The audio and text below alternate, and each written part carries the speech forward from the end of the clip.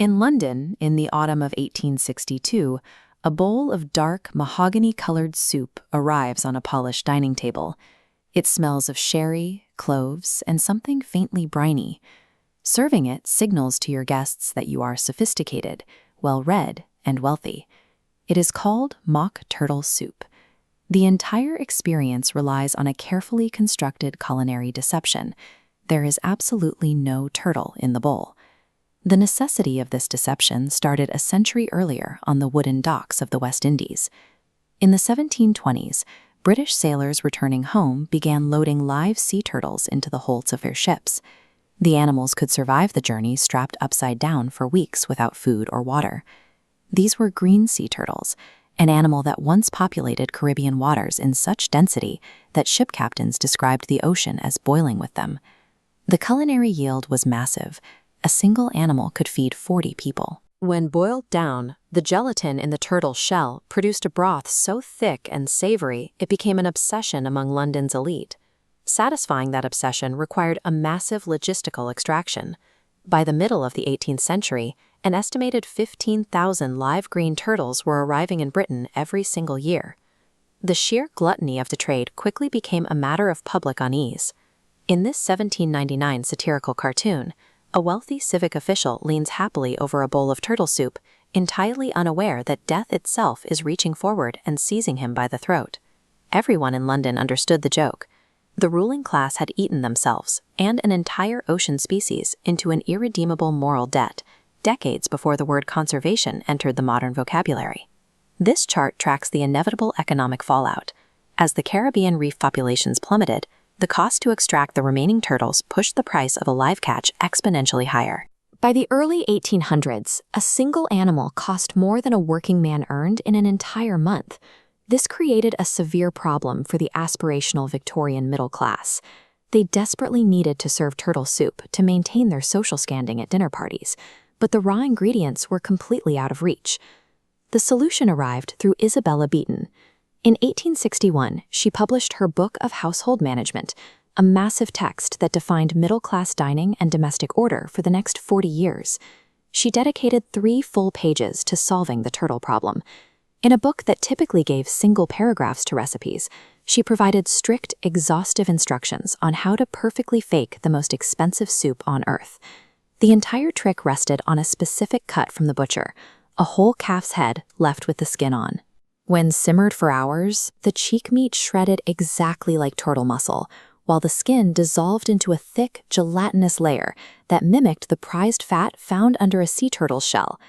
Victorian home cooks were performing an act of precise culinary mimicry.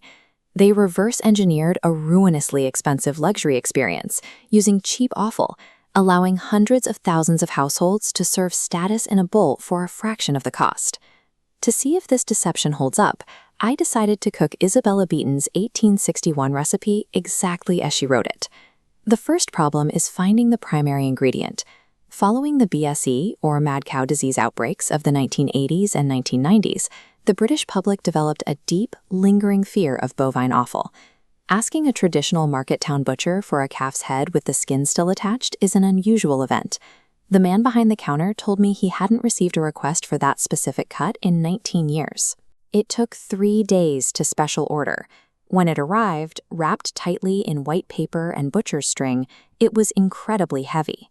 Unwrapping it on a kitchen counter exposes a pale, faintly bristled half-skull. It is a visually intense piece of meat. Beeton's instructions are unsentimental. The skull requires a 24-hour soak in cold, salted water. You then have to manually bone it. Separating the thick tissue from the joints is a slow, difficult process, especially when working the knife carefully around the eye socket. Stripping a skull by hand forces you to confront the visceral reality of a 19th century kitchen. The labor is highly skilled, physically exhausting, and entirely erased from the modern cooking experience. Once boned, the meat goes into 5 quarts of clear veal stock. We add carrots, turnips, celery, peppercorns, mace, a bouquet garni of fresh herbs, and sherry. Then it simmers continuously for 6 hours. As it cooks, a brown foam rises to the top. Beeton provides strict instructions in italics to skim this surface frequently. In 1861, a cloudy broth announced an incompetent kitchen. A perfectly clear soup was the standard for success. The illusion requires garnishes. You roll minced veal, suet, breadcrumbs, and egg yolk into small marbles to make forcemeat balls.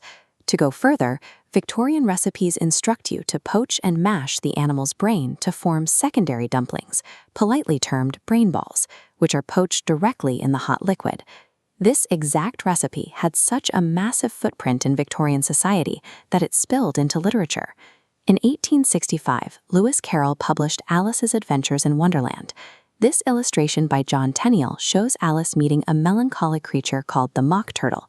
Look closely at the animal crying about his lost youth. He has the shell of a turtle, but the head, hooves, and tail of a calf. Every Victorian reader understood the visual punchline instantly. The deception of calf's head soup was so universally understood by the middle class that a children's book could use the raw ingredients as a casual joke. Straining the pot leaves a dark, tea-colored liquid.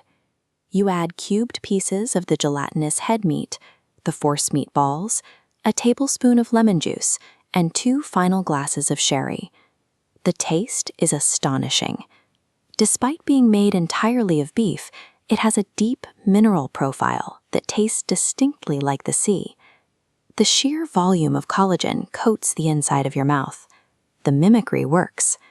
The recipe outlived Isabella Beeton by 60 years, eventually finding its way into Heinz tin cans and hotel menus.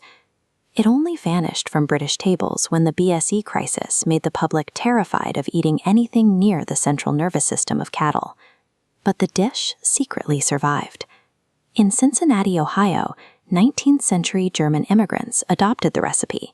Today, you can still buy mock turtle soup in Cincinnati supermarkets and order it in local restaurants, though modern cooks use ground beef instead of skulls. Sitting down with the original 1861 version proves exactly why it lasted so long. The Victorians achieved an absolute triumph of kitchen ingenuity, manipulating fat, bone, and sherry to trick the senses. We learn 2 things from this bowl of fake turtle. High society fashion can push an entire ocean species to the edge of extinction before anyone notices. But economic desperation creates an incredible engine for culinary creativity. Recipes never truly die. They go quiet. They sit dormant in dusty books, waiting for someone curious enough to pull them off the shelf, buy the ingredients, and fill a kitchen with the smell of mace and sherry all over again. If you believe there is still an appetite for food archaeology, please subscribe. Drop a comment below and tell me which lost piece of culinary history I should pull out of the archives next. Until then, keep your cookbooks open